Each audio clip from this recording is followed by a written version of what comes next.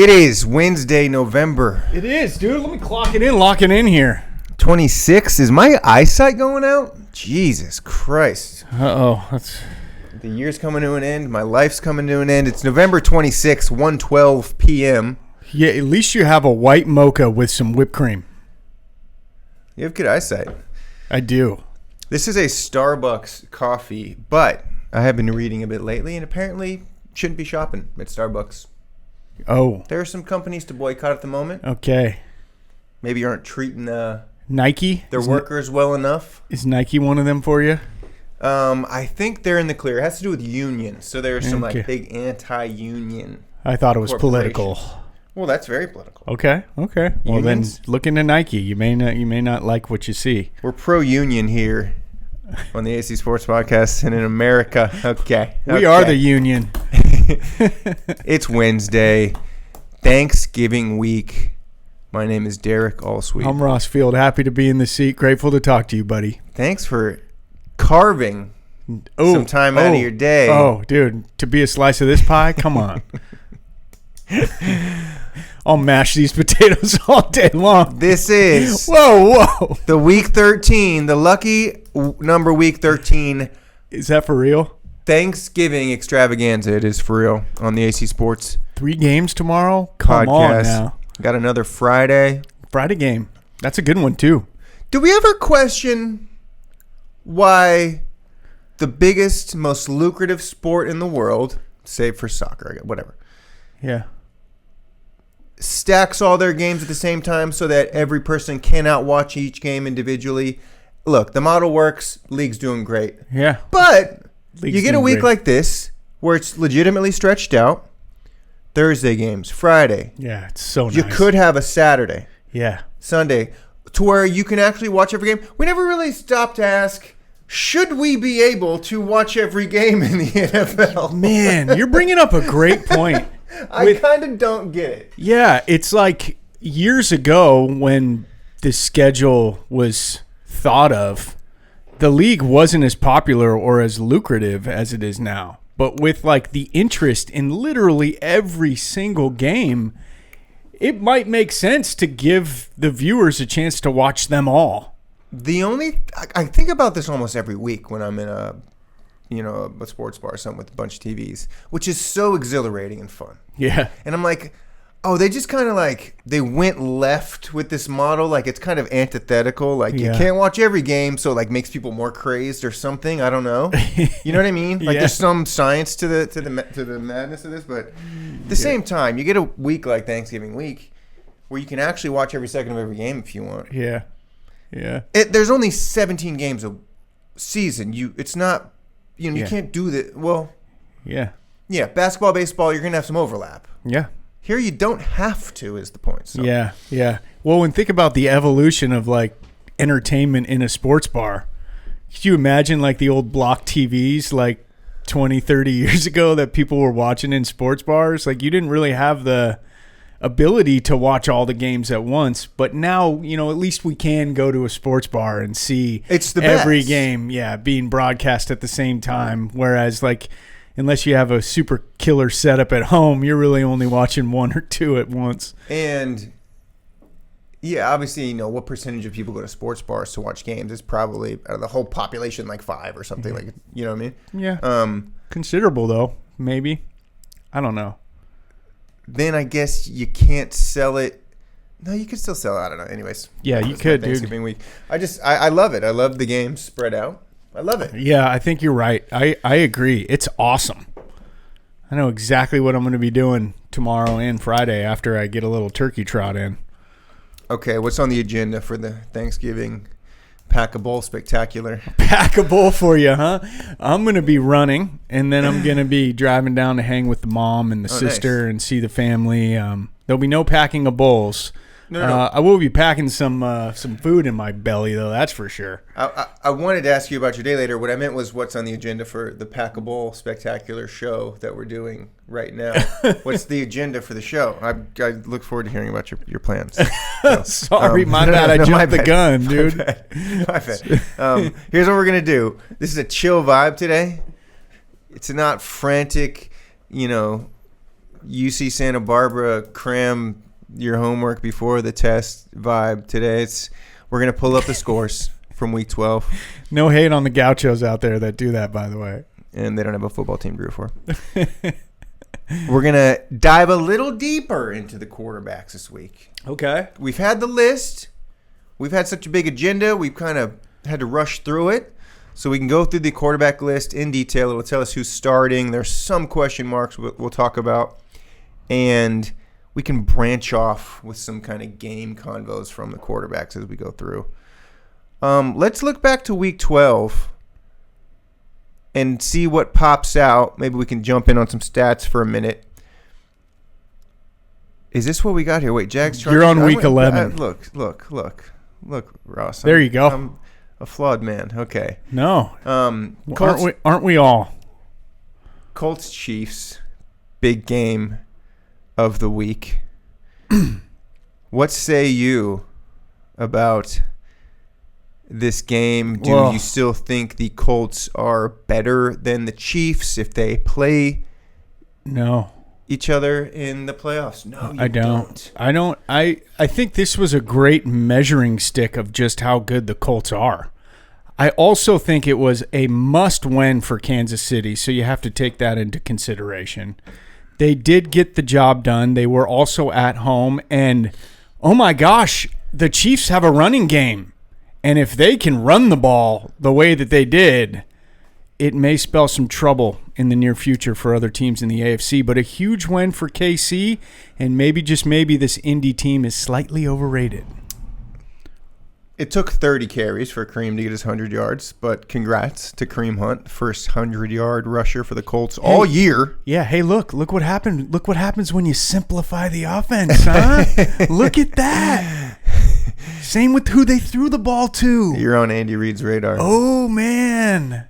Jonathan Taylor, 16 carries, averaged about 3.5 a pop, so maybe the most middling, mediocre game for him this year. He's still my MVP, and we might want to talk about our MVP race a little bit, maybe get our top 5 MVP guys. McCaffrey. Dude, he's 100% top 5. For real. What a year. Jones, you know what? This just makes me want to dive into the quarterback list looking at Daniel Jones. I mean, he wasn't bad. He played solid. Okay, here's what we're going to do. Week 12, we watched. We'll talk about week 12. Let's dive into the quarterback rankings, Ross, if you don't mind. Audible. From here, we'll jump back and forth to the games. Let's start with the D group, okay? Who's Max Brosmer?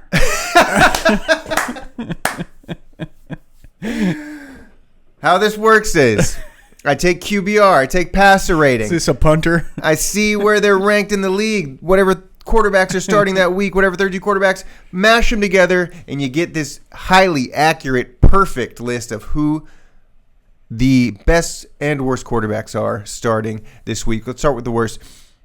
25 through 32. Okay. This is the D group. Okay. We'll start from the bottom since you mentioned him already. The undrafted rookie free agent, Max Brosmer in Minnesota. Do we have any final J.J. McCarthy words? We've talked about him quite a bit. We've been pretty correct about him. He's going to have to get it going here if he gets another shot. What's their situation? He was probably benched, and he's probably going to start, right? I mean, it's concussion protocol. He's not starting. Oh, he's not. No. Okay, so Carson? Oh, wait, Brosmer? Brosmer's going? He's the Vikings guy. Wow. Vikings. I need to get up on my Minnesota game. Dang, dude, it's breaking some news for me. That's fascinating. Well, let's go, dude. Always fun to see a new quarterback play and get their shot. They're going into Seattle. Oh, my gosh. He's got the 12s to deal with. That is, it's going to be a tough debut, most likely. How about Shedeur? Huh? Got the dub. For sure. Shedeur is number 31. Did you see the play where he rolled out and just dropped like a 55-yard cannon into the receiver's arms, and then it flashes to like Myles Garrett and his teammate on the sideline, and they're like, whoa. It was Jaden-esque. It was pretty nasty. Maybe with even more mustard on that thing. I even like the screen pass win for touchdown. Yeah. Don't underrate the quality screen pass. because we're talking milliseconds here. The guys have to hit certain holes, and you see some of the McCarthy lowlights are him just like whiffing screen passes, like that's never getting good. That thing on the button, head of the guy, not too lofty, sharp. Yeah. Perfect screen pass touchdown by Shedeur. Yeah, he was decent. I mean, he was okay. He wasn't great. He also threw a pick, but it was, they got the dub, and looks like we're in store for another start from him. A lot of conspiracies floating around about Stefanski's hate for Shedeur after that post-game speech. Did you see that? No. You didn't? Which one? After this latest game or the one prior? I might have. What No, the win. So he goes through like 7 different players in the post-game congratulations, like a special teams guy, just random. And I'm not kidding you. We should bring it up if you haven't seen it. He doesn't mention Shedeur. He does like, and to the rookie, got his first win day. Good job, Shedeur. And just like moves on. I got to pull it up. So this was in the locker room. Yeah, I did not see this. That's interesting. Well, I mean, it's not like Shedeur played great. He did okay, and he did enough to win, which is important. But you would think, getting his first start and getting a win, that the head coach would give him a little bit more love. There it was. No, that's on the. If you scroll down a bit. Oh, you just had it. Yeah, it is. Sorry.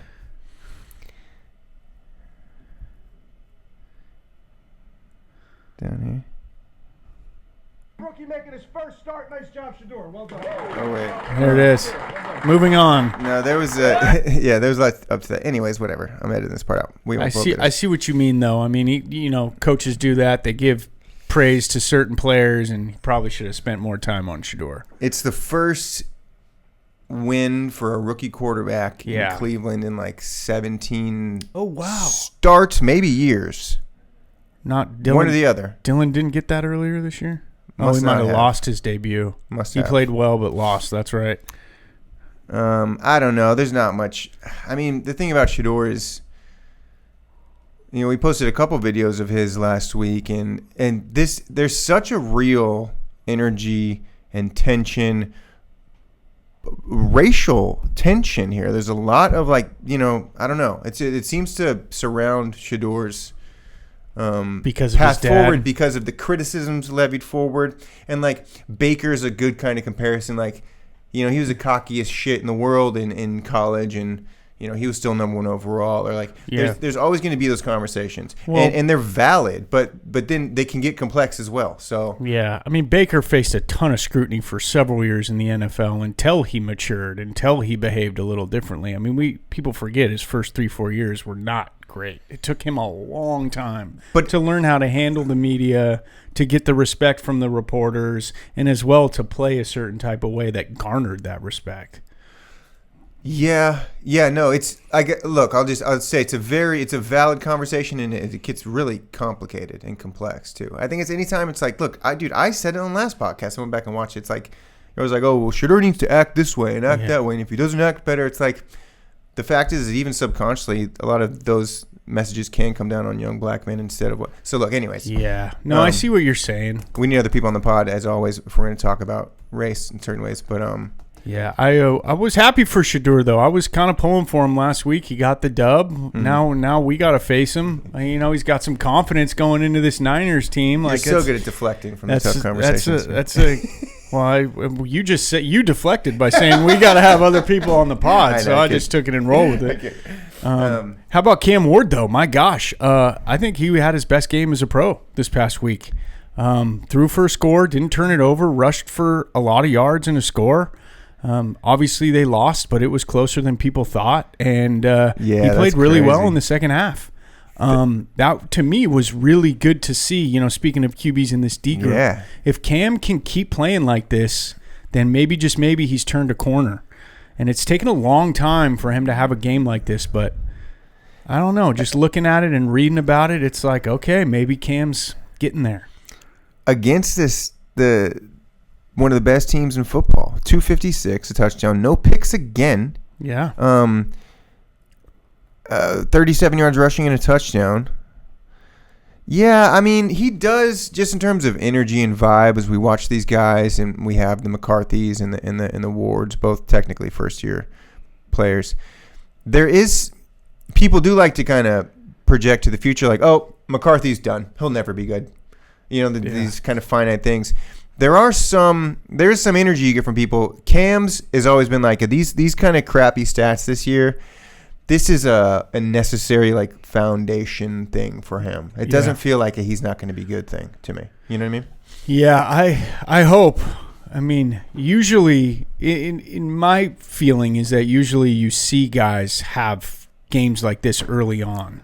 Like the fact that it's taken 11 games for him to have a good one, I think is a little alarming, but yeah, I mean, in terms of accountability, in terms of how he deals with the media, in terms of him saying the right things post-game and talking about how crappy our team's been and not throwing anyone under the bus. I mean, he said all the right things. He's done all the right things. It just hasn't really translated to on-field success yet. And so for this to happen that's good. And you may be right, man. You're probably right. Like, he'll be just fine. He is on the Titans.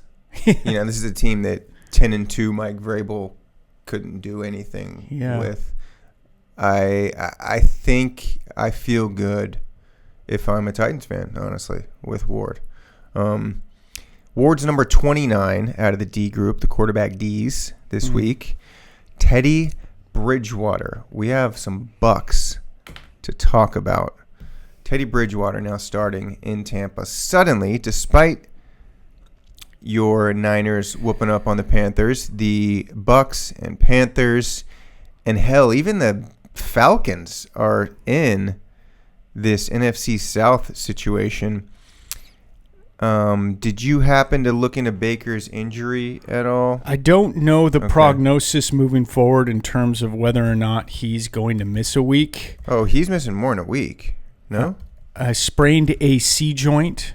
So, I mean, I know the injury. I'm just, what's the timeline? I'm not sure they really know the timeline yet or if they've divulged that information. Okay, so not too long. Yeah, I mean, I don't know. I'd be surprised if he misses time considering the state of the team and how much they need to win right now to maintain their lead in that division, which is tight, as you alluded to. So he hasn't even been ruled out. I don't think there's any way he plays this week, though. Yeah. You gotta the trend we see with every quarterback that has some type of injury, whether it's concussion or slightly bigger, is that you at least sit him a week. Yeah, well, maybe similar to the Rodgers situation. I would be surprised if he misses this week, to be honest. But you could be right. I mean, who do they play? I felt like his Cardinals. Felt like his pride was damaged more than anything. That was a brutal game to watch. It was tough for them. There were a few games this week that I found tough to watch for some reason. Did you have that feeling about anything? I mean, your Eagles-Cowboys game, just one of the most inexplicable collapses by a team, the Eagles. So those two fumbles late. Yeah. It was just like, it makes me feel like gross inside watching that football. Oh. And I want the Eagles to lose. I loved it. Oh, I love that. Just like I couldn't believe it. Yeah. Some of the play this week. I mean, Falcons Saints was a crap game. Rams Bucks ended up being a crap game. Jags Cardinals was close, but those teams made a bunch of mistakes. Browns Raiders was a crap game. Patriots barely beat the Bengals. Yeah. Bears Steelers competitive. Yeah. It was a sloppy week. I think you're right. It was. And then sloppy week. Giants Lions, Lions pull it out. Also a sloppy win. Yeah, damn it. Ravens Jets. I didn't even see a highlight from that game. Yeah, Vikings sloppy Packers, Seattle and Tennessee. So, anyways. Yeah. That's why we're doing That's why we're doing a quarterback focus this week. Yeah. QB focus 25. I'm going to say that the Bridgewater definitely starts in Arizona this week. And I guess you talked me off the ledge with the Bucks. I was just thinking Baker. After that just depressing game, the injury, I was like, oh, he's done like Mike Evans, but he's not. No, well, it's his non-throwing shoulder. He certainly is not going to want to get sacked. Do you worry about the Bucks at all moving forward here? Oh, yeah. absolutely. Once again, that NFC South division is shit. And it just how it unfolded like it did last year. Penix out. I think they're in a bit of trouble. I mean, man, it feels like it's been a year since we were talking about Baker for MVP. A lot's transpired in the last 3 weeks. They're on a 3-game losing streak. I will say the PDPR had the Bucs very mid throughout that early season stardom. So they are coming back to where the ranking thought they would be. The Falcons have Cousins. The Saints moved from Rattler to Shuck. Young has trouble staying on the field. Dalton comes in a lot. What a sloppy ass division. The Bucs did look great though. I mean, I guess you assume they have to kind of close out the year strong. We talked about their schedule, so I don't think there's a concern that the Bucs don't win the South. But sloppy shit in the NFC South. It is. The Cousins situation's fascinating, dude. I mean, you've got Penix out not only for this year but like half of next year, and they signed that much. I mean, torn ACL. Damn. It's like his second or third time in that knee too. You can, with the huge offseason in the NFL, I feel like he could recover by maybe opening week. I mean, I doubt it. You're missing at least 9 weeks. I mean, months. You mean 9 months? Sorry, yes. So yeah, I mean, I don't know, but they signed Cousins to a 4-year, $100 million deal a couple years ago, and then everyone's thinking Kirk's going to be the guy. Then they draft Penix pretty high, leaving everyone confused as to what's going on with the quarterback situation. Penix goes down. Here's Kirk's time to, take it back. I mean, what if the Falcons go on a rampage and win that division? So if they win, do you have a quarterback controversy? I mean, that's a lot of speculation. I just think it's interesting that Kirk now has a chance after essentially signing a big deal and then seeing the team draft its future franchise quarterback. Now he's back in the spotlight. And we know Kirk's had some good seasons. He can certainly sling it. It's amazing how things can turn on a dime in the NFL. It really is. The Falcons are going into the Jets. So let's say they win, right? Yeah. They're now 5-7. Panthers, I presume, have a bye. Bucs going into Arizona with Bridgewater, definitely a losable game. Totally. The Falcons are down a game. Yeah, I mean, they're right there. What the fuck? I mean, if Baker only misses 1 week, it's not a big deal. And it sounds like he is at most. Okay, so we have Bridgewater 30, Cam Ward 29, Geno Smith, we haven't talked about, 28. Nothing really to talk about there with the Raiders. They got whooped by the Browns, and they're still the saddest team in football. Tyler Shuck, everybody thought, except you, but including me, thought that the Saints would take care of Atlanta last week. They did not. So the Saints are nothing to write home about. I personally would have had Rattler in there this whole time. Rattler was not bad under the circumstances. So I thought he got hurt. Did they bench him? They benched him. Ooh. Yeah, as far as I know. Or can remember. Flacco, number 26, still a D guy. This is probably his last week. Yeah. Well, yeah, you're right. I wonder if Burrow plays tomorrow. Which makes you want. No, he's not going to play tomorrow. I think that's already rolled out. Okay. Yeah. But the week after just makes a lot more sense too. I mean, this is a short week. Next week, Bengals go into Buffalo. So that's fun. Burrow's first game back in Buffalo would be very fun. Yeah, I hope he plays tomorrow. I'm pretty sure he's ruled out. Well, whatever. Flacco, now that this is Flacco's last game, you look back like, I guess they didn't give up much for him. Was that worth the flyer? He actually played well, but did it really change Cincinnati's fate this year? No. I think it hurt him, too. I mean, he had a really, really tough game against Pittsburgh a couple games ago. And, underwhelming. Not the Joe Flacco we've grown to know and love. Uncle Joe was pretty subpar in his time with Cincinnati. He had some big plays in games. He had that huge Steelers win. That was fun, where he threw for a bunch of yards. I think the funny thing about this is that Browning was just so bad. Yeah, Browning was. Then they needed to make a move. The team would have just quit if Browning had stayed a quarterback. Yeah, and he, like you mentioned, he came out the gates playing well. Weeks and weeks ago against Pittsburgh, he was solid, but this past game against Pittsburgh, he was awful. Right. And the few games before that, I mean, he was not great. Yeah, Cincinnati. Not well. I mean, he won. What's going to happen? Burrow comes back. He won one game. I think I don't know what's his record. It's not great. Kind of a interesting soap opera there with Burrow coming back. What's that going to look like throughout the rest of the season for Cincinnati? They're going to play upset maybe to some playoff teams. No, totally. And I guess you got to also take into consideration. You look at that points against. I mean, the Bengals defense. As you've talked about, and many people know, have really let him down. So yeah, I mean, you're right. He put up numbers. He did okay at times, but he didn't win, and maybe it's not all his fault. The Bengals giving up 360 points this year. In the AFC, the next worst is the Titans with 303. They are 57 points worse than the next worst team. In the NFC, Cowboys at 314, so they are the second worst. Didn't know that. Bengals and Cowboys, worst defenses in football. Yeah, interesting. All this stuff goes into our picks at the end of the episode. Remembering all this, Cowboys worst defense in football. Okay, those are our D teams. Those are our D quarterbacks. Kirk Cousins is the big D, number one D. So the Falcons are still hanging around, and then Shedeur will probably bump his way up a little bit on this list. Let's hope not. Good job, not Cam. Week, next week. Do they play you this week? Oh, not well. We got a bye, so I should say our next game. Oh, really? Okay. We get that. Are they coming here? I don't think so. Let's I check. think that one's on the road, but I'm not sure.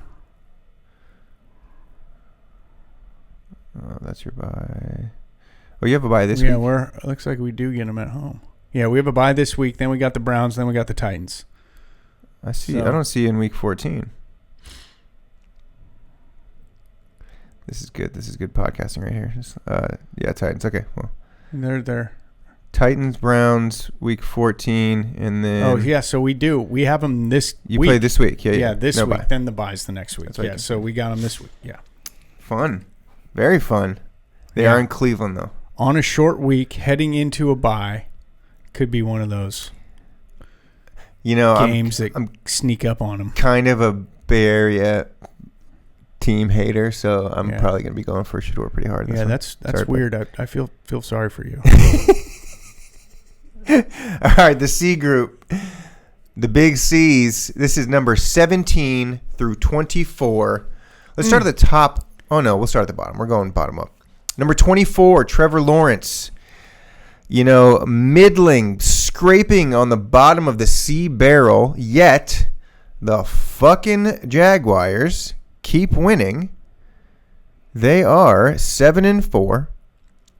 They have a very tough road. We've pretty thoroughly talked about this AFC playoff situation, and frankly, it's not going to change for the rest of the season. The Ravens and Steelers battling it out, and then we have Texans, Jags, Chargers, and then the odd men out for Ravens, Steelers are battling for that 7th wild card, because we are assuming that the Chiefs and Bills are going to get in, even as wild cards, even if the Broncos and Patriots win their division, which they probably will. So we know that situation. That Steelers Ravens matchup is going to be really exciting, I think. But Jaguars and Trevor Lawrence hanging around. What happens? Is this Trevor Lawrence's ceiling? Like, he's doing well, so I guess there's that. They whiffed on their draft pick with Travis Hunter. Yeah. And they're still 7-4. So he does something right? ? Yeah, well, I mean, he's been not great. I think just sort of controlling the game has helped them. But man, his stats and how he's going about 3 picks last week. Yeah, I mean, it's not great. Like, you're right, they're winning, and that's important. I don't know, man. I think they're gonna fade. Yeah. But good season, honestly. Honestly, dude, it's got to be their new coach. Yeah, first year. Guy seems to know some stuff. Yeah. Cohen. I mean, he's really got that run game going, and they've had some incredible play from some of their defensive guys. And Devin Lloyd's had a monster season at the linebacker spot. If the Jags and Texans are in the same division, if the Jags somehow get to the playoffs and the Texans and I don't know, Steelers don't. Yeah. That's a rough one. That would be a rough one, dude. That'd be like the world giving it to somebody that doesn't deserve it. Brissett, 317, touchdown, no picks again. God, that guy's good. Brissett's number 19 in the C group. Tyrod Taylor, now the starter in New York. Is that going to keep going? He might as well. You think might as well. Jets are... Who's the least interesting team in the NFL this year? What team do you not care about the most? Wow. That's so great question, man. Because, I mean, I think the Jets got... Just when they come up, you're like, I didn't really watch the game, not interested, move on. Yeah, they're definitely there. The Saints are definitely there. Okay, I like it. This is good. But, I mean, the Saints have some rookie QBs going, so that's always a little intriguing. We kind of have an eye on Shuck. Like, will there be a Shuck game? And Rattler before that. The Cardinals aren't very interesting. Oh, I disagree. I mean, they have the greatest quarterback of all time for single game completions. That's true. They did set a record last week in a loss. That was Look at his stats this week. Fucking great. No, he's fine. They're just not interesting. Okay. They're not doing anything that's moving the needle. I mean, it was literally he broke a record and nobody was talking about it.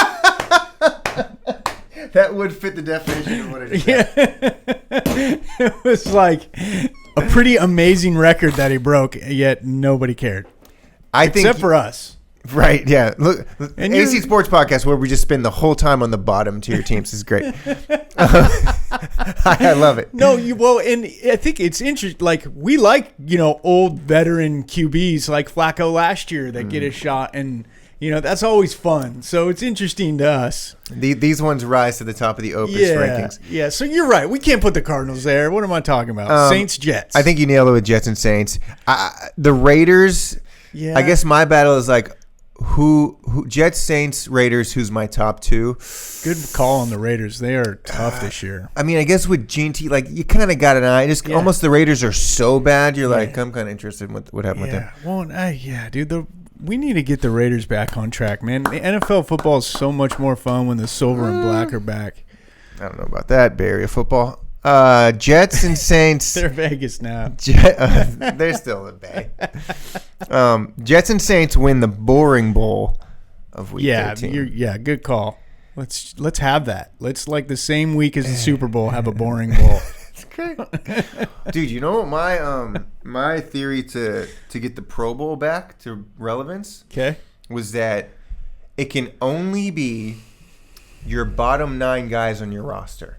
So you got number 53 through number 44. Each team, right? You submit whatever certain position. Fascinating. So now there's on the final roster, so they're not scrubs, which probably playing special teams only. Yeah. They get to play their position, and they're trying their fucking heart out. You know what I'm saying? To show, like, hey, I'm not starting. Look at me. You know what I mean? That's a good idea, dude. Thank you. I love it. Not flag football, tackle football? Oh, no. It's fucking legit. And I bet you it would be one of the most competitive games you've ever seen. Yeah. Yeah, this is you got your third string quarterbacks back there trying to fucking if you win or if you play well, you get to start a game next year. Or just like naturally you'd see. Give him some incentives as well. It would just be a natural incentive. Yeah, right. Wow, this guy. That's so true across all sports. Like guys that just never really quite get their shot, but if they were given their shot. Especially if you actually make the final roster, like you're such a good player. Totally. You know what I mean? That's got to be the most. I always think about like 11, 10 NBA guys. Like, yeah, exactly. They're the greatest players in the world and just not playing. Like I don't know what fucking with your psyche. Yeah, and it's so cool when someone like Jeremy Lin kind of comes out of nowhere and steals the spotlight and takes the league by storm and is dropping like 50 points a game for a few weeks, and you're going, what is happening? And then he fades into obscurity. Then he gets dreadlocks. That was a cool story, though, years ago. Him and Kenyon Martin. You ever see that? No. Kenyon Martin called out Jeremy Lin for having dreads. Okay. And then Jeremy Lin was like, "You're right. You know, it's just like you having Chinese writing tattoos on your body." Oh, wow. Or something like How about that? Tyrod 23. We're not fixated on racial issues. We're in the seat.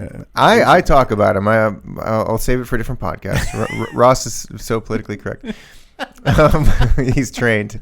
He's trained professional. Don't talk about that on the news. Bryce Young. Yeah, there's some truth to that. Boy, poor Bryce Young, man. Bryce Young, number 22 in the C group. Let's go check out some Panthers stats. Panthers, Niners. Did you watch every second of this game? Were you captivated? Were you into it? I was into it. What was any kind of like non-obvious takeaway from the game? How'd you feel on a Monday nighter? That's fun. 2 picks for Bryce, 169. The guy stays under 170 yards. Yeah. Brock, 3 picks, 190 yards. Yeah, not the best quarterback play. Rico, 6 carries? Yeah. What the fuck? Why? I mean, look at your game rushing script defense. Probably, but yeah, they should have given him more. 230 total yards. I don't know. Our defense played good.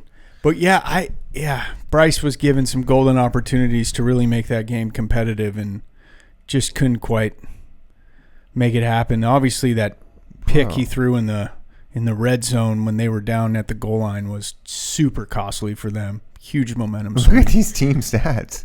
70 plays to 43. Yeah. 37 to 22 time possession.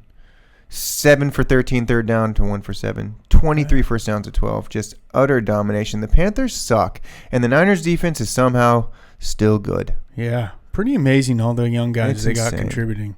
Well, and they've spent a lot of draft picks over the last few years on defensive guys, so it's nice to see, especially in their secondary. Jair Brown with 2 picks. Malik's back playing like a missile. Renardo on one side, Lenore on the other, doing well. Got some rush on the QB, which was nice. Linebackers are definitely not as talented without Fred out there, but D. Winters has been solid. Curtis Robinson stepped in nice for Bethune. I mean, their defense played good. I think my thoughts on that game, I go on a bit of a tangent, but I was thinking about this yesterday. Mm-hmm. How many times last year, and rightfully so, were we having discussions around the 49ers about the window closing? And they were 6-7. Obviously, they were banged up.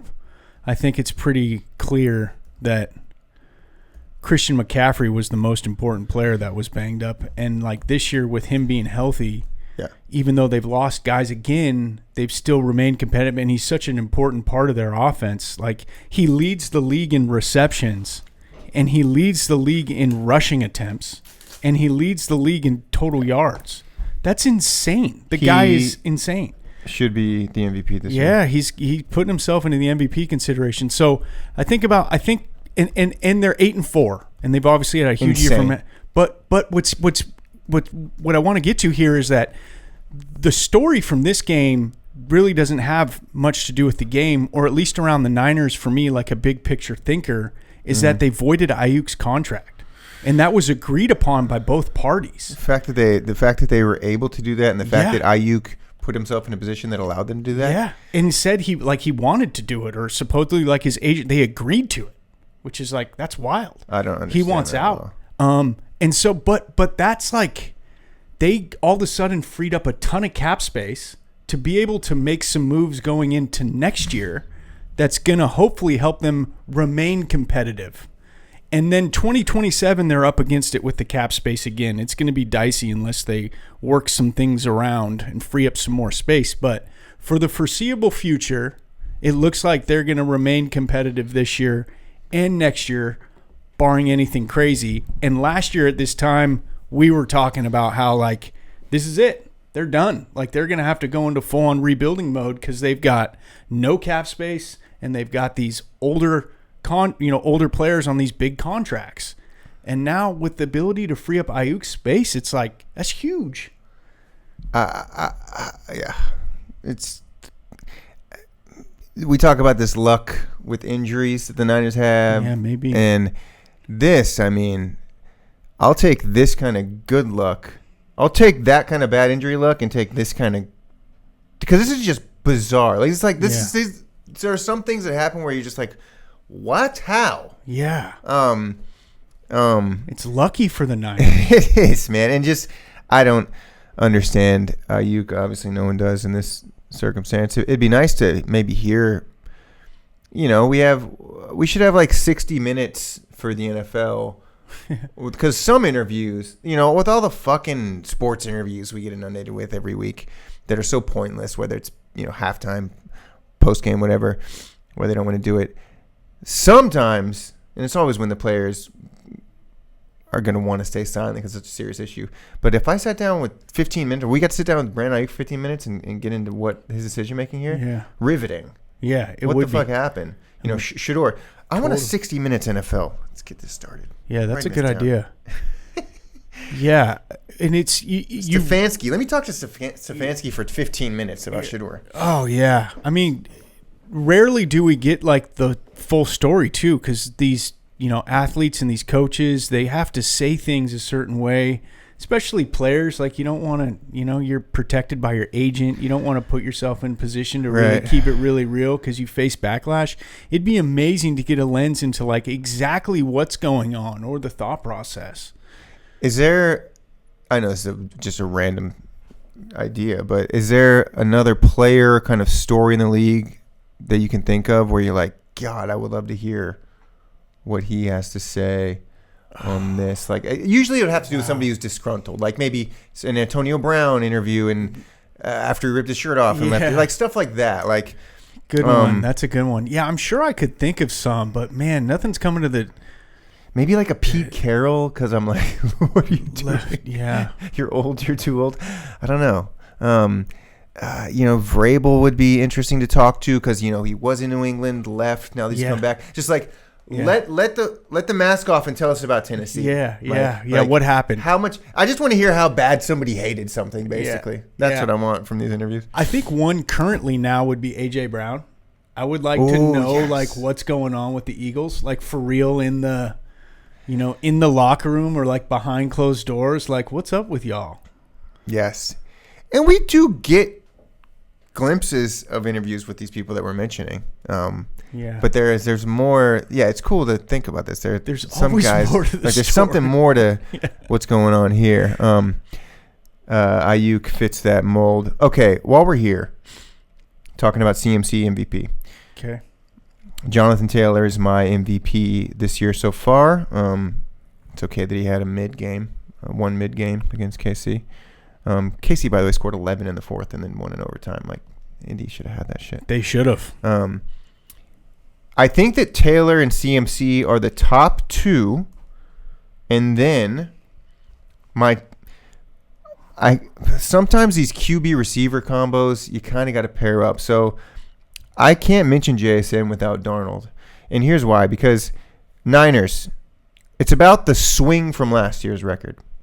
So Niners, without CMC, we saw it. Yeah. That's a fucking 4-8 to 8-4 swing. Yeah. Colts, trash. Taylor, a little beat up. I guess we might have to include Jones in that conversation too. Sure. Seahawks, incredibly mid last few years. Darnold, if quarterback's like the be-all, end-all, be-all for MVPs, like Darnold's who's turned that team around with JSN. So those are my top three MVP conversations.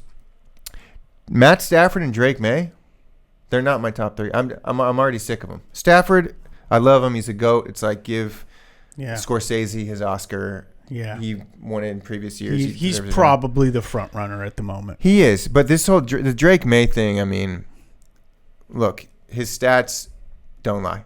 He is the number one quarterback on our ranking and going into week 13. Yeah. I want to hate. I can't. Yeah. I'm just like, fuck, I guess he does qualify for MVP because they sucked last year. Well, he's in the mix, but I don't feel like he's going to win. I would probably put him below CMC and Taylor. I just spent that 2 minutes building up a case against May and then realized that he actually fits my model. Yeah, he does. He's definitely helped turn them around. But we mentioned last week their schedule's been nice for them. Right. So anyways, CMC, JT, those are our running backs this year, most valuable. Quarterback, Stafford, May, and I want to throw Darnold in there personally. I don't know if you feel like he's the third best in terms of MVP this year. Yeah, well, I think he's in the combo, but if you put him in there, I feel like we got to include people like Josh Allen. But look at Josh Allen has a 58.1 QBR. Yeah. I mean, that's like worse than a lot of people. Worse than Daniel Jones. Like Allen just isn't Allening this year. Yeah. I think he is. And sometimes the stats don't always tell the story. Okay. I think he's led that team to some incredible wins, and he's had an amazing individual performance where he threw for 3 touchdowns and ran 3 touchdowns. That's so rare. He's also been pretty unreliable, though, I feel. You know, like we can get into a Bills combo, but to lose some of these games the way they're losing them, it's like I don't feel – he's like Mahomes this year. There's no and Lamar in it. I mean, Lamar's been ripping off wins, but we still don't – he still didn't like strike confidence. Let me clarify. I mean, I'm not putting him in the conversation with Stafford, CMC, or Taylor. But if you open the door to include Darnold in that conversation, then I feel like we need to include someone like Allen. Let's remember that Darnold threw 4 picks against the Rams in a huge NFC West matchup. So even though he's had a great season, he's also had some tough performances like Allen has. Even though in the grand scheme of things, both of them, and maybe Darnold a little bit more, has been better. Shown themselves. Yeah, the 4-pick game, I guess, I mentioned took him off the list last week. I guess Darnold's still sitting at 4. Yeah. The Allen at 11 it's worth talking about, I guess. You know what I mean?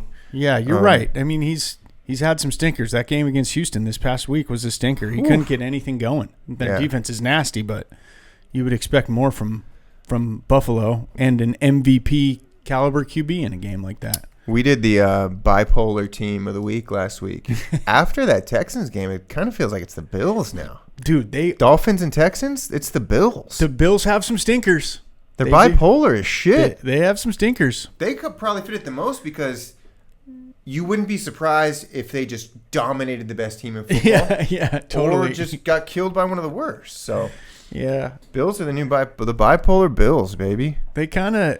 Yeah, it's funny how some teams like that are like that in the NFL. I think the Niners, in a way, are like that. Like they're the most consistent team. Okay, but they also play to like the level of their competition so much. Even though they're very consistent, but no matter who they play, it seems like the game is close. So they play some of the teams that are not as good, and it's still a close game because of sort of the style that they play. I guess is the point I'm trying to make. Right. I think that's almost. Maybe not bipolar. That's like the opposite of bipolar. You know what I'm saying? No, I don't even mean that as a joke. No, you're right. We got to talk this out.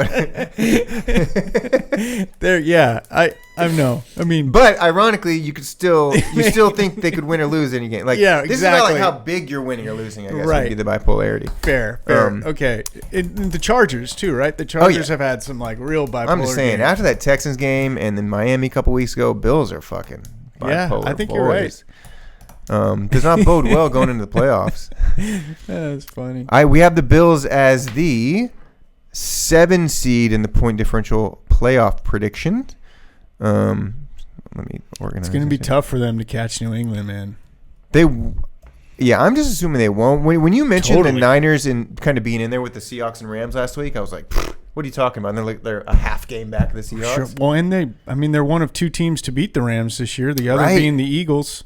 And they beat the Seahawks, although that was a long time ago. It's just so weird that the 49ers are 1,000,000% still in it to win not just the NFC West, the best division in football, but to be a 1 seed if the I don't know. I mean, they're not that far out of it. Yeah. 2 losses back of the Rams is tough. Yeah. They have one more with the Rams, or they played them twice already? They've already played them twice. Okay. Yeah. They have one more against Seattle. Okay. But okay, where were we in the quarterback standing? We did Bryce Young. Davis Mills, all he does is win, baby. Davis Mills, he's number 21 in the quarterback rankings this week. I think C.J. Stroud will be back, but he's not officially back yet. Okay. So let this be the Davis Mills congratulations party. 3-0. 3-0. What a job. Look, I never doubted my Texans, baby. Yeah, you called them a long time ago, dude, for real. They're still back. I mean, Davis rips off 3 wins straight. I think that automatically does qualify as a quarterback controversy. You know, Stroud's stats are good. He's made the playoffs twice. He's won playoff games. But, you know, he was fucking 3-5, and Davis Mills came in and brought this team back to 6-5. No, yeah. And obviously large part of that's their defense, but you win. And that Jags come back 19 down in the fourth. Yeah, quarter. maybe it's not the type of thing where like there's a QB controversy, but you certainly feel like if you're DeMeco Ryans that you have a dependable backup, and that always helps you feel a little bit better going into each week. So how many controversies have we had this year? We have. So this is not injury, and I don't think Rattler was hurt. So Shuck and Rattler. We have Tyrod and Field. Young Dalton's always injury. Mills and CJ. Is that a controversy now? Rogers Rudolph. This isn't a very fun segment, but I kind of like Purdy Mac for sure. Purdy Mac. Jameis and Dart. Dart's back. Jameis is number 12 overall. Did you see him with his sample size catch that pass and make that move and rumble into the end zone on the trick play? Of course I did. And then they asked him after, dude, you want to see this something? guy's been playing the wrong position this whole time. That was serious athleticism, dude. They should put him at the tight end spot. He needs to probably play quarterback and probably should have been their opening day starter. Yeah, I don't know. Over Dart. Look who has the highest QBR in the NFL. Jameis Winston has the highest QBR in the NFL. Number 1, baby, 74.4. Yeah, he had a good game. Dak Prescott, number 2. I was really pulling for them, too. It would have been huge for the Niners had the Lions lost that. I know. I'm actually, I got family in Michigan. I do low-key root for Michigan teams, and I am rooting for Detroit. So Detroit's making their fans sweat this year. Yeah, they sure are. Gibbs is the other mention for MVP. Great point. Dude, Jahmyr Gibbs is so nasty, dude. The guy is so fun. He is so freaking fast. So we had a clip last week that I didn't post that for some reason where you just went off on Jahmyr Gibbs, and then he did what he did this week. So you're exactly right. It was the Eagles game when you said they didn't give it to him enough. Dude, give him the ball. And they did this week. Best running back, CMC, Jonathan Taylor, Jahmyr Gibbs. Argue with the wall. Best quarterbacks. Okay, I will take Best quarterbacks, Stafford, May. And then I, for number 3, am going Darnold. Let's clear this. I'll put Allen in there. Allen's your number 3. Slightly over Darnold. Over Jones, Hurts, yes, Mahomes, yes, Love, Jackson, Prescott. Yes. Dak Prescott, number 3 again this week. He is the man. He's the truth. He is, dude. He's played well. Okay. Davis Mills, great job. CJ coming back. Will the Texans make the playoffs? Who are they playing coming up here? They just beat the Bills this week. They're at the Colts. Wow. That's game of the week. Game of the week, baby. Just implications. We have some tasty matchups this week, though. I know we'll get to it, but my gosh, this is looking like a sweet week. Okay, maybe I can move a little faster through this quarterback list. I don't mean it like that. Sorry, bro. I just mean like I'm so excited for this week of football. Tua in at 20. Yeah, I think, dude. We got to put the Dolphins in there. I like how you left out his last name. He's Madonna. You don't need to spell it. Saints going into Miami, one of the stinkers of the week. I'm still kind of interested in that game, though, for some reason. Just looks fun. It's because we're interested in all of them. I like teal and orange and gold and black together. I'm just more like a kind of a little kid / I can't wait to see the cheerleaders. Wife who never watches football and picks games based off of the team colors. That's my energy with this game. Tua's been at 20. Do we want to talk about the future of Tua? No, we don't. I think we talked about it a little bit. We're trying to find some new topics. I'm realizing on this pod that I have some topics circling in my head that we've already talked about. We're getting to that point in the season. Maybe this is what happens when you don't prepare. No, you're prepared. Jacoby Brissett. Is Bo Nix like Trevor Lawrence?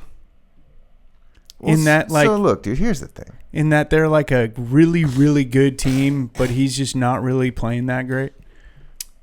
Here's the thing. The Broncos are 9-2. Yeah. They are really going to win the West.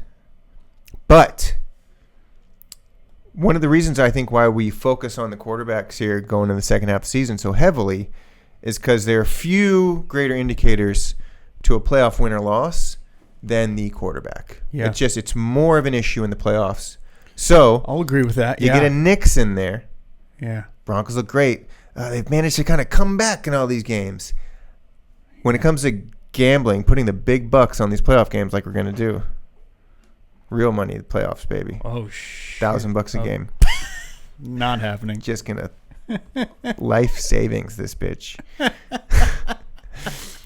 Bo Nix is going to get I'm wavering on the Broncos because early in the season I said this is the team that's going to be the Chiefs' kryptonite. Chiefs are not going to win. Broncos are going to beat them head up. They're going to it's going to be their year to take them over. That's proven to be true. Them or the Chargers, yeah. But in the playoffs now, I'm like, Bo Nix, don't really believe in you this year, buddy. You could host, let's say the Broncos are right now they're a 2 seed for crying out loud. They'd be hosting the Bills. Bills, Jags, Chargers are technically the wild card teams right now. That's funny. So let's say they host the Bills. Let's say the Bills somehow end up as a 7 or 6 seed going into Denver. Yeah. I think that's a first round exit for Bo Nix. You know what I mean? Yeah. So, wow, that's a tasty first round matchup if that happens. It would be. Because the Bills are going to be on the road, my friend. Yeah, they're probably going to be a wild card team. The Chiefs also going to be on the road to start the playoffs. If they can get in, yeah. If they can get in. That makes for a badass playoffs. I'm excited about that. Yeah. Bo Nix. Yeah, but Bo Nix, man, pretty mid. That's the Bo Nix take. Let's round out the C group. Look, this whole pod is dedicated to QBs. Oh, my God, we've gone it out already. He's back this week, right? Aaron Rodgers. Look, he's number 11 in passer rating in the league out of the starters. He's up there, 97.7. Yeah, he's had a decent year. Number 20 in QBR, so on the lower end of that. He is number 17 overall, right in the middle of the pack. He's the top C QB, sniffing the B group. Our man, Aaron Rodgers. I am pulling for this dude headed down the stretch. Should we look at a little Ravens Steelers schedules to close it out? I mean, there's no way. Ravens tomorrow, night game, Thanksgiving. Flacco coming in to Baltimore, a stadium he knows well. Flacco. You're just all out on the Steelers, huh? I kind of am, dude. I'm not. It's not that I'm all out on the Steelers. It's that I feel like the Ravens are getting better and better and better, and it just seems to me that like the Steelers do this every year. So they do. I'm just going off history. They've never had Aaron Rodgers, though. They do play each other in Week 14. So, look, they're tied now. Steelers hosting the Bills on Sunday. So, let's say they get an L there. Let's say the Ravens take care of the Bengals. They got a full game lead. But they play Week 14. As long as the Steelers can go into Baltimore, win that game, we're evened up. Then the Ravens get the Bengals again in Week 15. The Steelers host the Dolphins Monday night, Week 15. So that's a winnable game. So let's say we're still tied there. Okay? You mind if we go through this whole thing? I do, but can we just – I feel necessary to say that Bengals QB Joe Burrow excited for long-awaited return in Thanksgiving stage against Ravens. What are you talking about? He's actually playing. He's set to play. Like that. So I just want to help the pod here with the latest news. That Thank I think, you. Yeah, I think Burrow's going to play, but maybe not. Maybe it's a little joke. I admit I can get a little pig-headed with whatever injury news I read yesterday. So thank you for bringing new information to light. I'm going to close. Oops. That aside, I mean, first game back. Look, that'd be great if they win. Let's assume it'd be great for the Steelers. Let's assume the Ravens even pull that out. So now we're going to 7-8, tied 1-1 head up going into week 16. We have Ravens Patriots. That's a loss. Maybe. We have Steelers at Lions. Ooh, tough one. Week 17. We have Steelers get the Browns. Steelers Browns. And where are my Ravens at?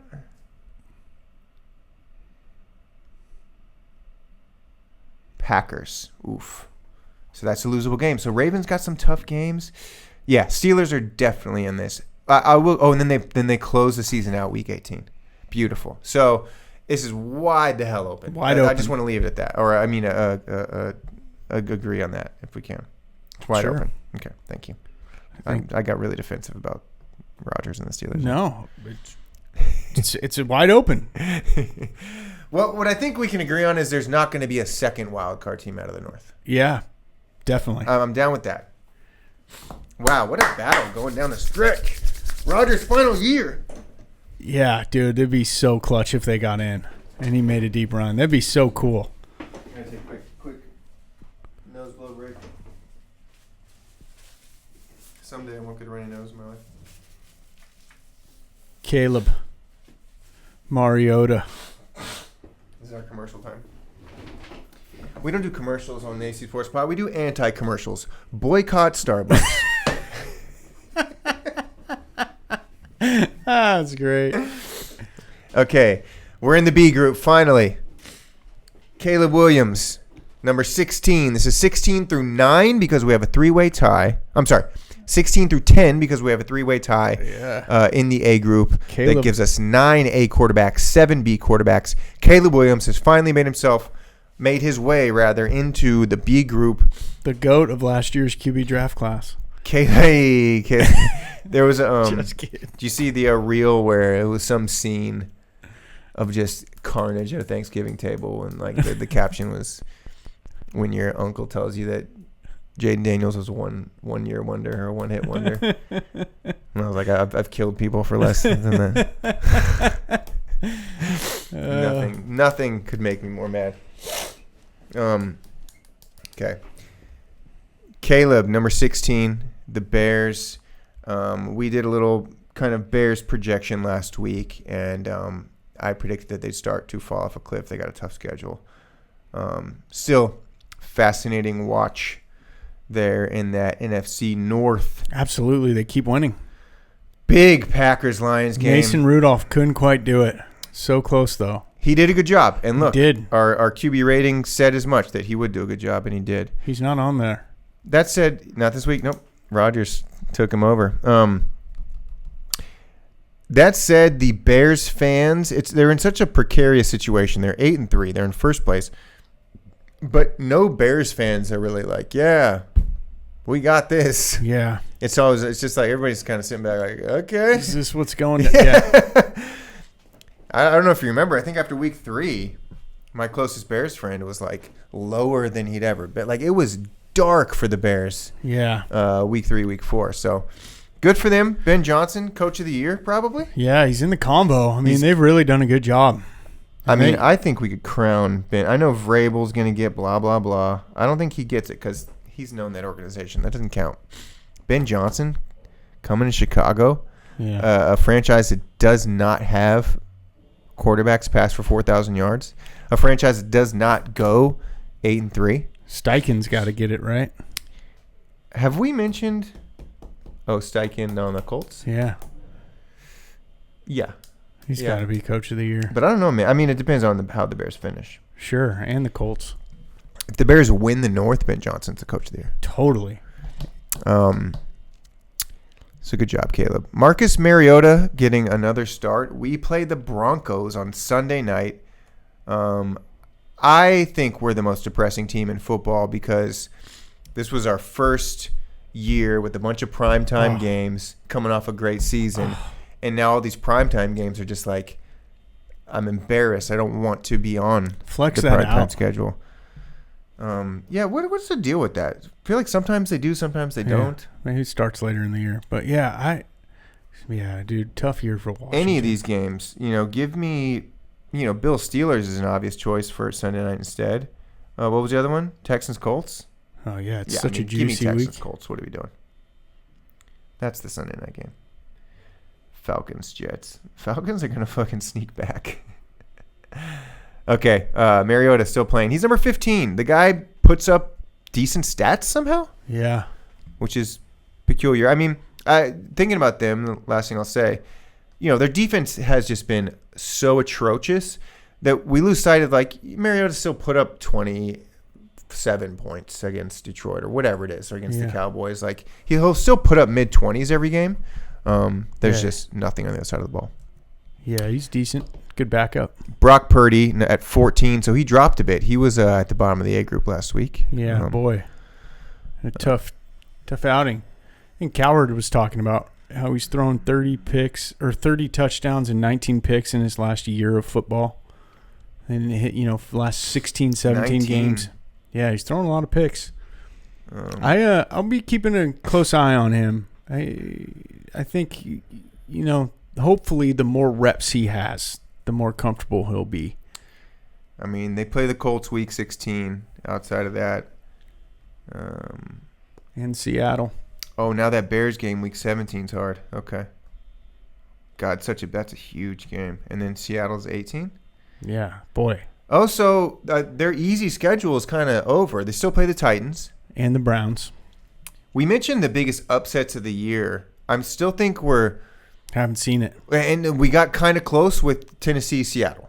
And that's what I'm talking about. Something and like the Giants, Lions. Giants, Lions, right. So close. Tennessee, Seattle would have been even bigger, though, I think, in terms of upsets. Yeah, agree. So, we look at what's coming here. That game wasn't really close, though.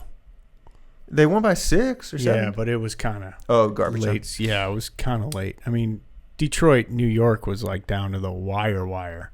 I'm not worried about that Titans-Niners game. Yeah, you'll be fine. It's this one that right. could get them. I mean, the short mystery week, of Shedeur. Yeah. You get the Browns at this kind of time. You've got the bye week looming. I mean, it's totally one of those games they could overlook. Herbert is sitting at 13. He's been at that spot almost all year. Yeah. So that is who he is. Herbert's just a mid-B guy. I am ready to say that he'll never be more than that. Yeah. I mean, boy. Now, you can get like maybe he's a candidate to be like, look what happened to Daniel Jones. Like, Herbert was never that bad, but he's still a candidate to maybe do something, have some crazy season, maybe with a different team in a few years. Yep, absolutely. You know what I mean? Oh, yeah. But I guess maybe then that's the statement, is that I think this is Herbert's ceiling with the Chargers. I just don't see the Chargers, like, how much better are they going to get when you factor in that team's history? And Harbaugh, I think, is as good as it gets. And look, they're 7-4 somehow. This feels like a 4-7 team, just like the Jags. And great job. They've got some nice ones. They've been good. But yeah, we're pretty firm here that the Chargers are on the outside looking in when it comes to the AFC playoffs this year, even though they're technically in it today. Yeah. Mentioned Jameis Winston at number 12. There's some real controversy here, real legitimate. Dart taking his sweet time off a concussion. Winston just had an insane game. They lost, but insane game against Detroit. Impressed the hell out of everybody. He probably should start the rest of the season. They have a new coach, so it's not Dayball, who was just like infatuated with Dart. Like, there's some, I think, more objectivity here. I think we could see Winston the rest of the season. I think Dart will be back this week, and I think you gotta, you have to give Dart as many reps as you can. I mean, good for Jameis for filling in, playing admirably. Yeah. It's what he does. But if you're looking at the future of the franchise and wanting to build something that's going to contend for a long time, you got to do it with your first-round QB that you drafted that's shown serious flashes of ability this year. Let's not forget. Jameis did what Jameis does, though. Famous Jameis, man. He sure is entertaining. Fun to watch. Well, if Dart comes back, I like that there's been a lot of there's just a lot of QB flux. Who's going to start this week? We've had some debates on the pod about who's starting this week. I think Dart's back. I think but I'm not sure. if he's back, then the procedure, if he's getting reps this year, because you're right, obviously more reps the better. That said, is he like worse next year if Jameis starts from now on? He comes in and Dart is the starter opening day next year. I don't think it like really hurts him too much, but you're right, more the better. That said, if he comes in, he better practice not fucking getting hit in the head the rest of the season. Yeah, you know that there needs to be he has to change the way he plays. Period. Like, a little bit. He can't continue doing what he's doing. He's a little reckless. So, and if we see him fucking do it again, like that's like DEFCON fucking 2 because this is what happened with Tua. And it's just I think it's a very serious situation with Dart. Honestly, like in terms of correcting the course, totally. If he has even the slightest bit of concussion symptoms still lingering, it would make all the sense in the world and the smart move to sit him for the rest of the year so he gets back healthy. And my thing with Jameis is like, look, there's a good chance he does have some horrible 4-pick game. Easy, bring him out. There's a good chance he maybe does get banged up. He's done that before. Easy, bring him out. So like that's part of the factoring into why I would still ride it out, at least with Winston this week. I kind of want to see, because if you do capture lightning in a bottle, I get you're kind of playing your way out of a high pick, and that's a different conversation. True. But if I'm just there to win, I'm riding it with Jameis again this week just to see if there's some kind of fucking magic there, because it seemed like there was last week. Oh, yeah. And he's done that plenty of times throughout the course of his career, so I do think you know what you get with him. And then you alluded to, I mean, you may see magic, but you also might see him uncork 4 or 5 picks. Give me Jameis. Who are they playing again this week? Giants? But he's got a shot to be a little bit like Jones or Brissett or some of these Flacco, some of these other guys that are like, hey, man, take a chance on me. They're playing Monday night in New England? Yeah. Let it fucking ride, bro. Give Dart another day to heal up. Let it ride. If Jameis, this is like the perfect scenario on the road. The old classic Giants-Patriots Super Bowl rivalry. Going against a defense that's going to be physical. Who's played the upset to the Patriots over the years? The New York Giants, baby. Yeah. Oh, I want to see that. And New England just has I think, maybe because I'm just thinking of Bill Simmons, but like the New England type of fan, the cynical, criticky guy, like they have field days with Jameis Winston. Like they love that guy. So like for him to go in there and beat New England, that would like proverbiate within the fandom, like in a special way. Well, everybody has field days with Jameis Winston. Right, but those Boston guys are little quick. Extra. They're witty, or too witty, if you know what I mean. Josh Allen had to bring up race for a third time. Josh Allen, number 11. We talked about that. I'm gonna ride the Josh Allen is a B quarterback rest of the year train. I'm gonna factor into my gambling, which we should get to soon. Here, sorry. Time we got nice little pod. Goff coming in at number 10, the highest B quarterback. He's dropped a little bit. He was a top 4, top 5 guy a lot of this season, so that's concerning for the Lions. We talked about their play calling getting taken over by the head coach. None of us feel super spectacular about the Lions going into the playoffs. I still think they will make it, though. Yeah, I know it feels like he's where he should be. I think last week he was like number 4, and it was like, wait, what? He just played terrible against the Eagles. And so now him to be at 10 makes a lot of sense. I do think like from 15 up, like this is like a pretty good list. Like it makes a lot of sense, in terms of like quarterbacks and where they are. This is the list, dog. I mean, maybe like Jameis is the one that kind of doesn't fit there, but everyone else like fits where they should be in a way. It's kind of like makes a lot of sense to me. Yeah. No, this list is perfect. It's immaculate. Good. It's immaculate.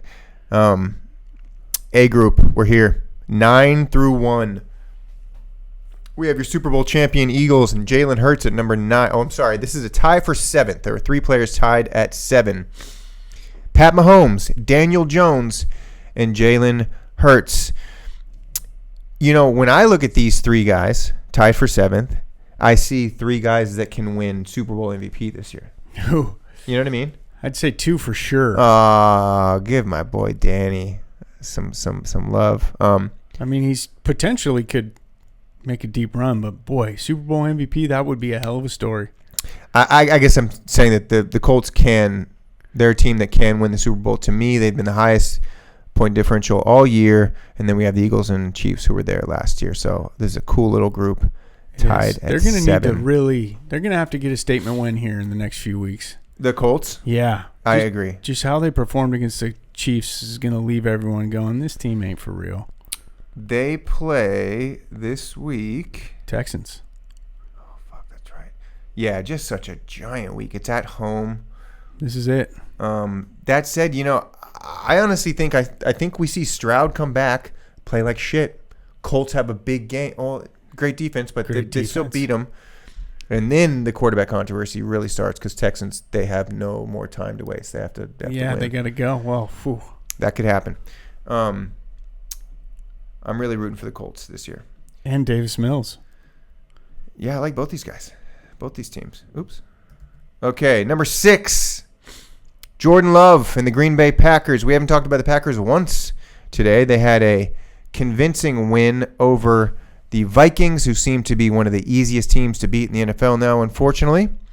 We'll see where the new bro takes them this week. But Packers are going in to Lions, baby. Detroit tomorrow. That's right. Wow. Huge for the Niners that one of these teams is going to get an L. 2 games of the week. Packers, Lions, Texans, Colts. Bears, Eagles is nice. We Chiefs, love Cowboys Oh, Bears, is Eagles. nice. Sorry. I'm not putting the Cowboys up in that echelon yet, but definitely entertaining. You're right. Packers, Lions, Bears, Eagles, Texans, Colts, games of the week. Do we have a 4th game of the week, Dude, Ross? The Cowboys just beat the Eagles. Bills, Crazy. Steelers. We'll put that as a 4th game. That's a good one, yeah. Love it. Just very important. Like, these are all very pivotal now. It's a huge week. It is. Fuck yeah. Yeah. Fuck yeah. Jordan Love, Packers. Did you have a prediction for the NFC North? Ooh. I think you're a Packers guy, right? I mean, gosh. I Out of don't those know. 3 teams? It's so hard. I mean, definitely Packers, Lions, and then the Bears.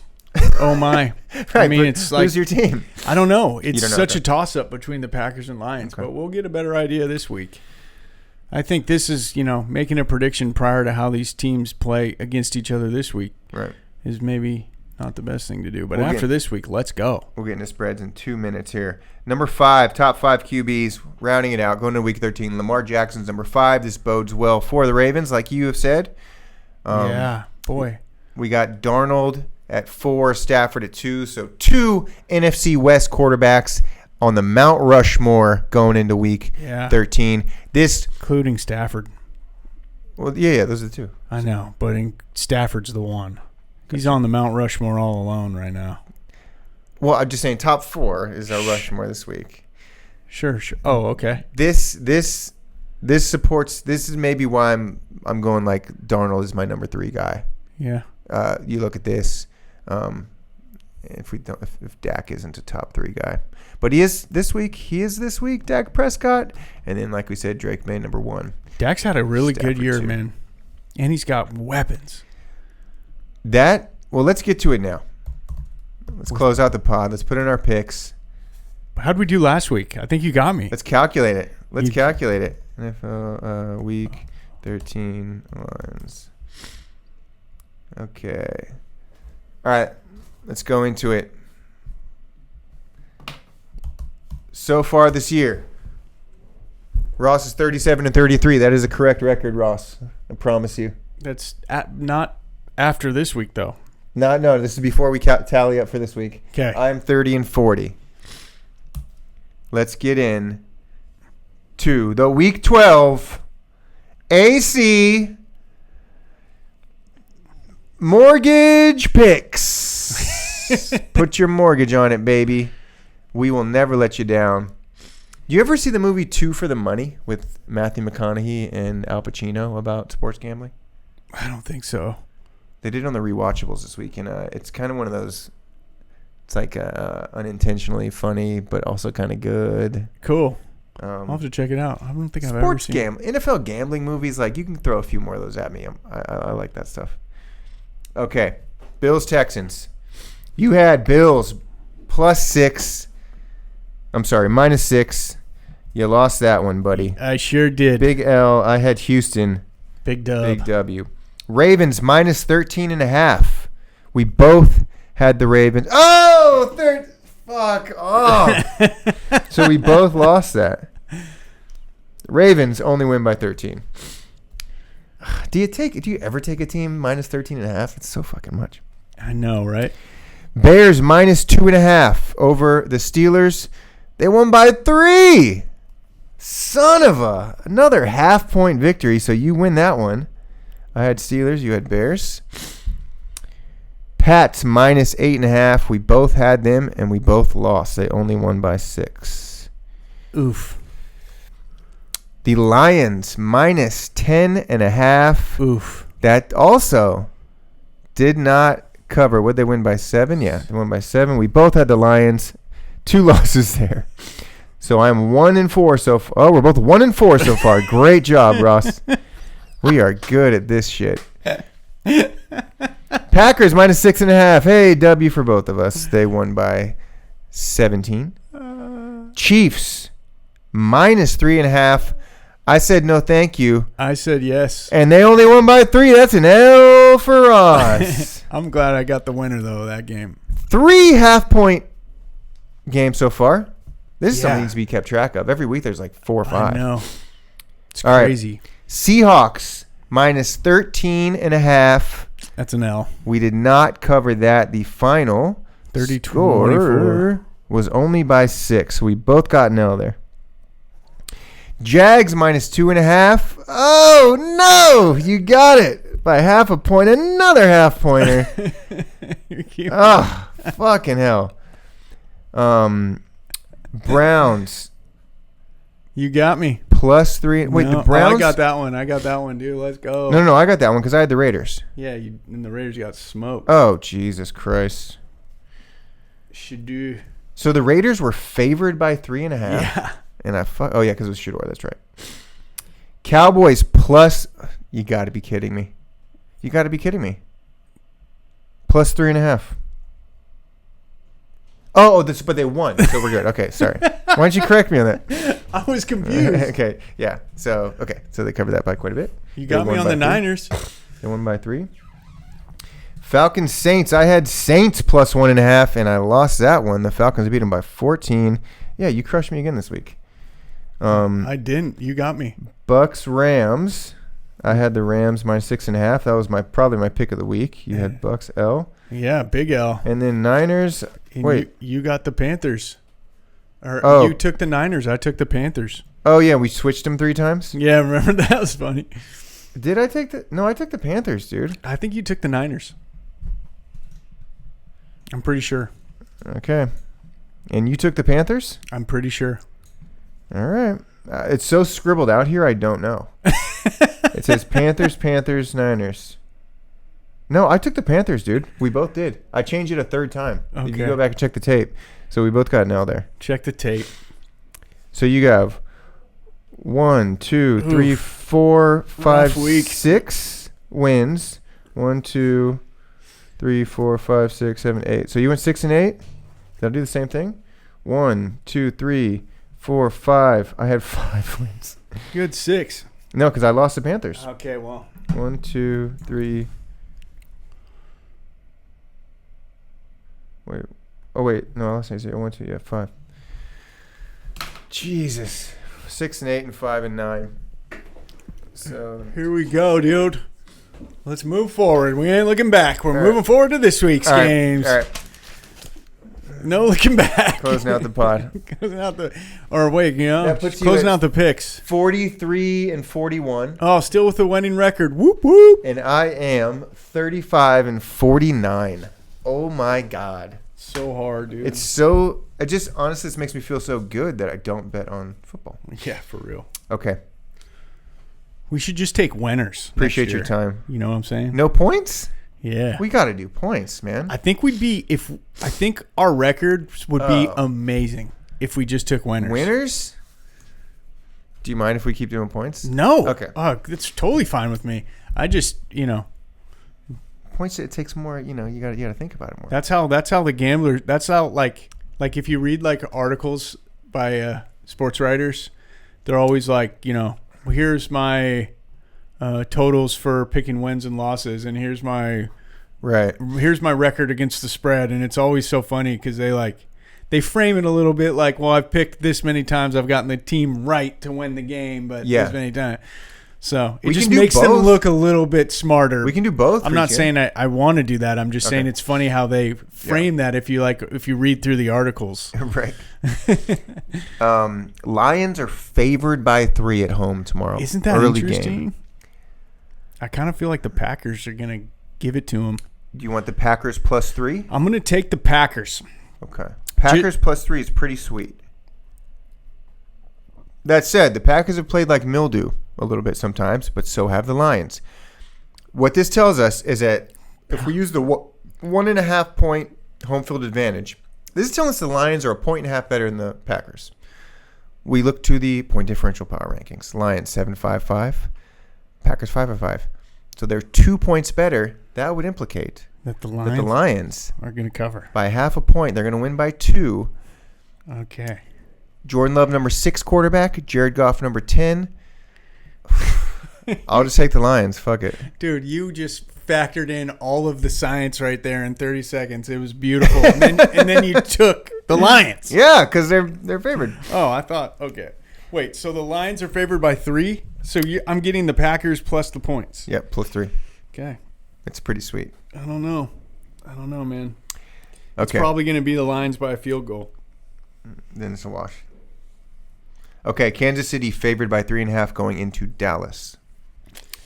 So, while you think, I will read out the differentials. This tells us that the Chiefs are 5 points better. Are you insinuating that I'm thinking? Look at my record when it comes to all this stuff. You're good at this. I don't know. You're over 500, dog. Yeah, well. This tells us the Chiefs are 5 points better.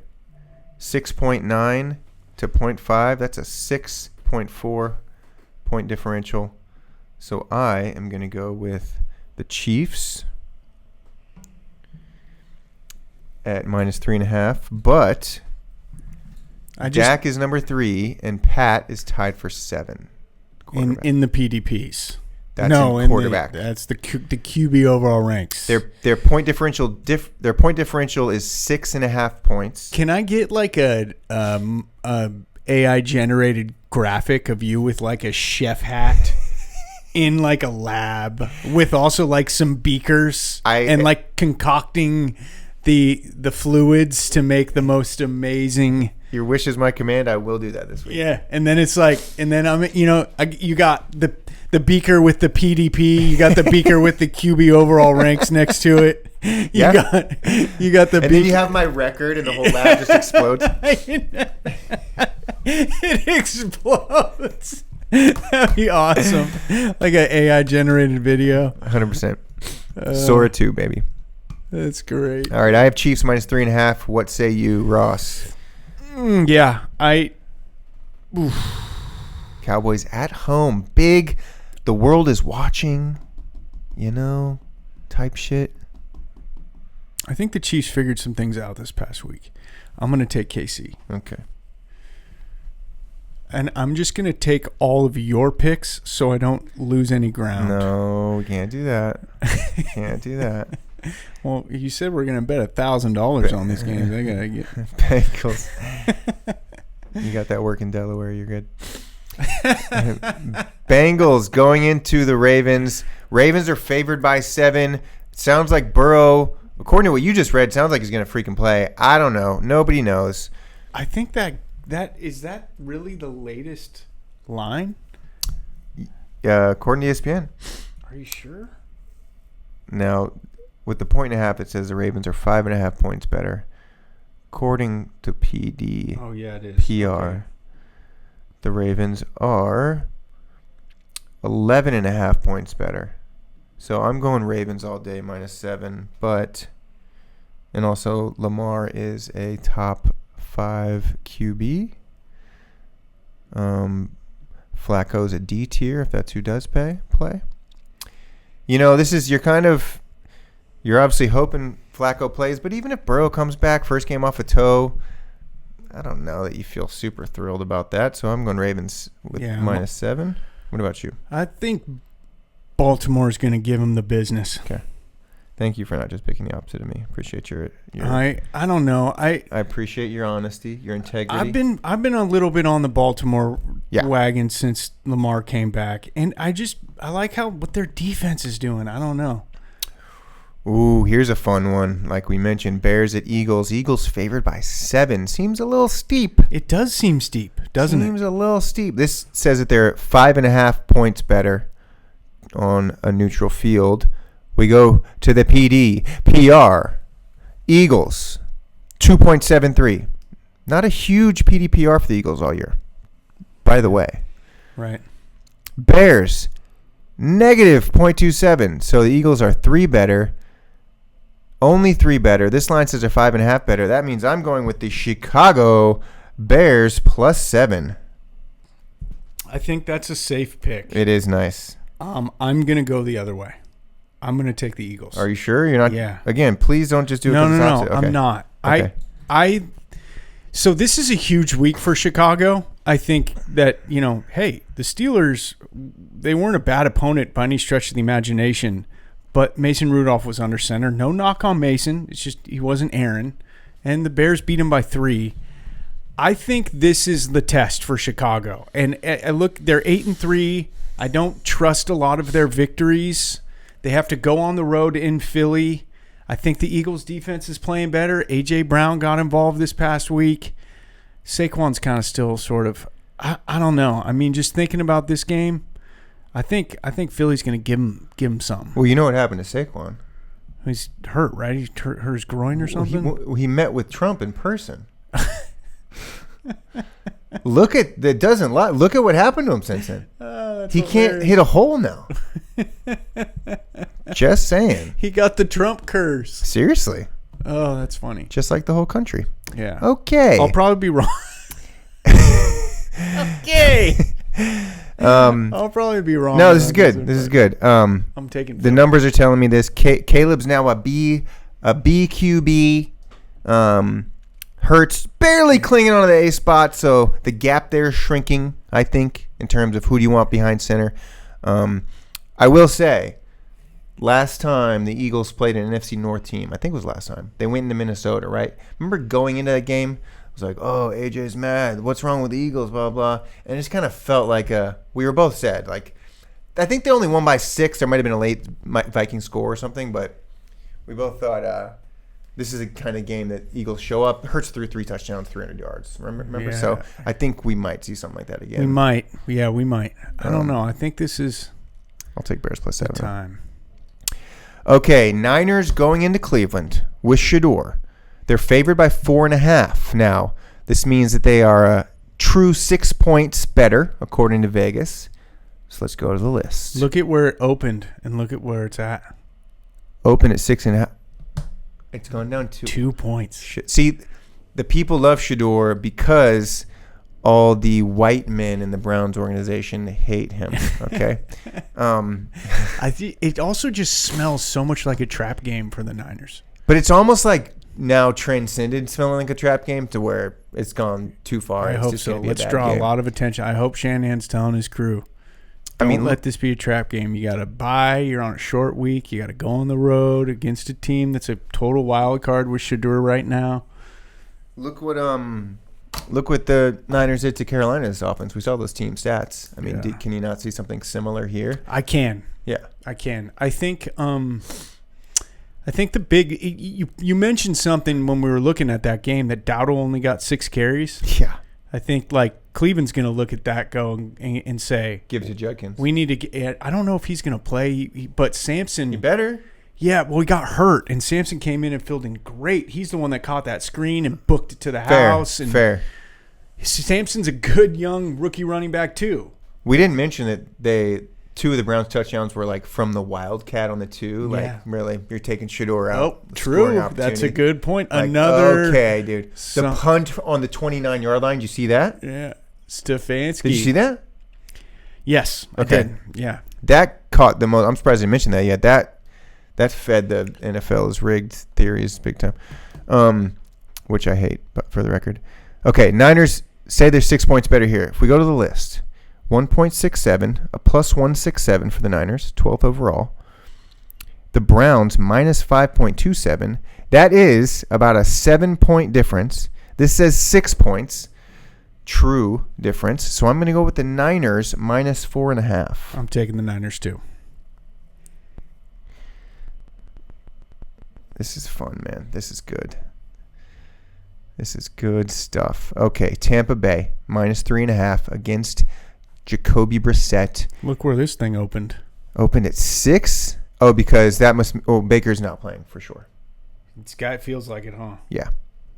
I mean, I am going under that assumption already. I don't think that Baker's playing after, an injury like that. He will rest once. So let's assume that this is with Teddy Bridgewater. Now the Bucs have a minus 2.27 point differential. Isn't that crazy? Minus 2.27. Especially with some of the offensive outputs they've had this year. The Cardinals minus 3.1. Yeah, but all those offensive outputs, they were still close games. Good point. The Cardinals minus 3.18. So practically identical. This says the Bucs are 2 points better. I'm going Arizona plus 3.5 here. Oh gosh, what is the state of the Bucs? I really like Arizona plus 3.5. They're going to get back. Looks like they're getting Bucky back.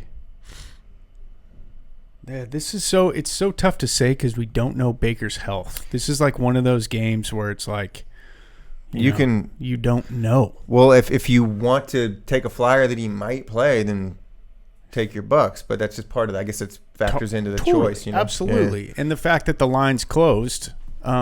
It's dropped 2.5. Yeah. I should say. Let's that these Vegas folks don't think Baker's going to play. AZ all day, baby. I'm going to still take Tampa Bay. Okay. And regret it, but I want to, Well, Bridgewater, I mean, the Cardinals are definitely like unreliable, so you got a chance.